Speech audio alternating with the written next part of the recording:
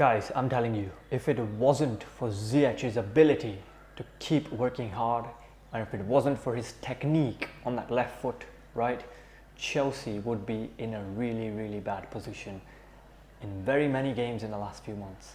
Yeah, single-handedly he's pulled us through so many times. What is happening, guys? My name is Mihir Merchant. Welcome back to the channel. It's Chelsea versus Crystal Palace and we have left it so late to go and get the winner. We're making a habit of this actually. I don't want this to become a habit, but it is becoming somewhat of it, right? We left it very late in the Club World Cup final and now against Palace, pretty much the same thing. But this is what good teams do. Even when they don't play good, you come away with the 3 points, and that is exactly what matters. No one's going to think about this game come the next game in a couple of days' time. No one. Done and dusted, job done. Ziyech has stepped up yet again. Big thumbs up to Ziyech, man. Honestly, if it wasn't for him, we would be in a bad position right now. He did so well in the World Cup semi-final. He did so well when he came on in the final of the Club World Cup. Even yesterday, even before we went Club World Cup, even against the Tottenham game, that goal he scored, he's a true professional. To keep plugging in, to keep working hard, and when your chances come, you show the world what you are capable of. This is Chelsea versus Crystal Palace, or Crystal Palace versus Chelsea, 1-0. One of the first things we noticed before even the ball was kicked was the lineup. Chelsea had no proper right back or right wing back, and Tuchel had to play with a back four, right, of Malang Sarr at left back and Christensen at right back. Azpilicueta was injured. Callum Hudson-Odoi, who plays right wing back, was also injured. Left wing back, we know Chilwell is gone and Sarr can play there somewhat. So yeah, totally brand new lineup with Christensen playing in a brand new role. And that defense, with so many changes every week, of course it was going to be a little bit shaky. And shaky it was. Trust me, Crystal Palace had so many chances that any moment they went ahead, I felt Chelsea is going to concede.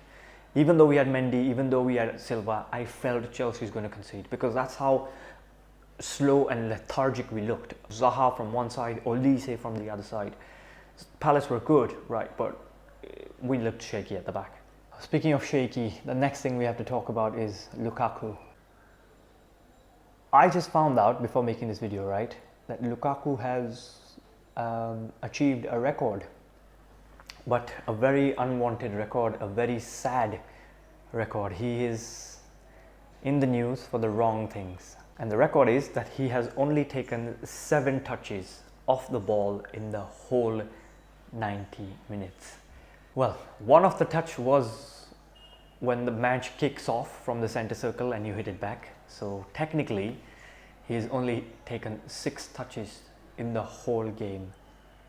Chelsea controlled a lot of the possession, okay, in patches, but they could not get their £100 million player to have more than 6 or 7 touches, and that is pretty embarrassing. He's been struggling, especially after that interview. The media has come hard at him, the fans are coming down hard at him, and he's not able to live up to the price tag.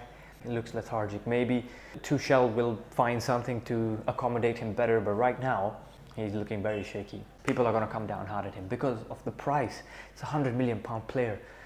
You're expected to have an impact every now and then, and Lukaku has failed to do that from a long time, except a few matches here and there. So something needs to be chopped and changed very soon. The third thing we noticed was the triple substitution, the 3 changes all at once, like Tuchel was playing FIFA. Even though Lukaku was so bad and he was just crap on the pitch, Thomas Tuchel thought differently. He thought N'Golo, Jorginho and Malang Sarr need to be changed, and we need to bring on whatever best we have in those positions only. And my word, were they not fantastic substitutions right from the first second itself. Kovacic, Ruben and Alonso came on.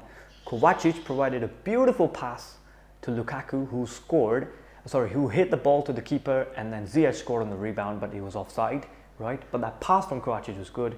And then a few minutes later, Alonso with a mad cross, on the end of which Ziyech pounces and scores the first goal for Chelsea in the very dying minutes. So An assist from Alonso, a very, very good display from Kovacic. Ruben looked a bit rusty, but still, hey, fantastic substitutions. Tuchel thought differently, got the win. I can't be talking about so many things and not talk about Ziyech. Man, he has been simply majestic, okay?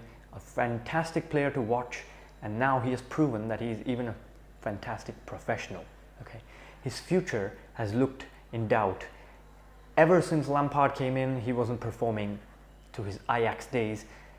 Even when Tuchel came in, he wasn't really the first choice player, okay? But still, he kept his head down, his focus straight, and every time he got a chance, he has provided Chelsea with something to remember.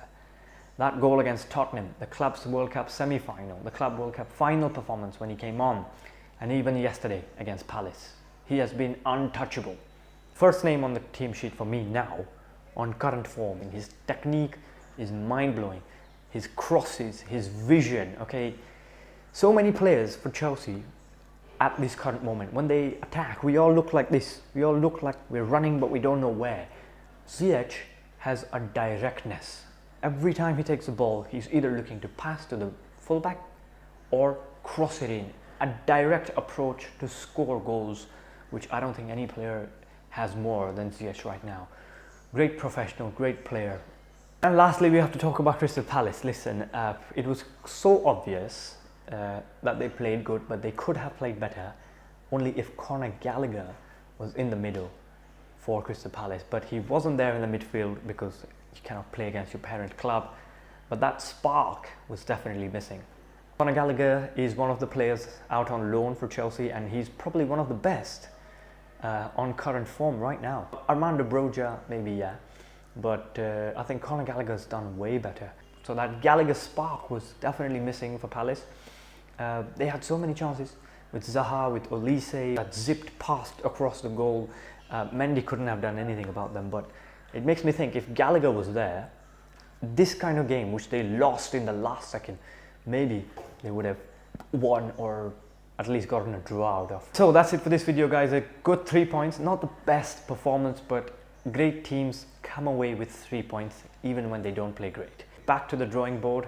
Thomas Tuchel has to go and chop and change a few things to perform better with Lille on Tuesday, and then next Sunday it's the big one, the League Cup final versus Liverpool. I've been Mihir Merchant. If you like the video, guys, please like, share, subscribe. Like I told you, if you interact with it, if you share it, if you subscribe to it, YouTube algorithm knows my videos are being watched by more and more people. That helps me out a lot, and I appreciate it a lot if you do that. That's it for this one. I'll see you in the next one.